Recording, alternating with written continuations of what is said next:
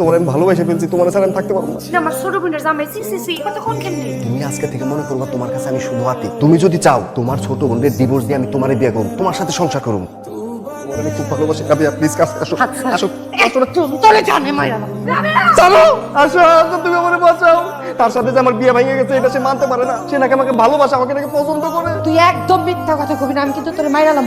আমার জানে মাইরা ফেলাইলো, আমি এত সত্যি কথা কমু। আম্মা ভাইজান আপনাকে বাড়ি আসার পর থেকে এই রাবে আমার বিভিন্ন ভাবে বিভিন্ন সময় একলা পাইলি দৌড়ে আমার কাছে আসে।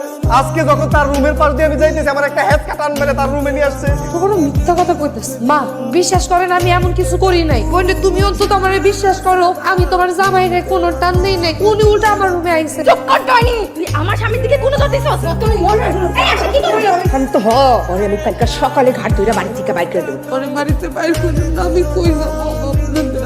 চুপ, আমার জামাই দিকে কোনো দেওয়ার সময় তোর মনে ছিল না এই কথা?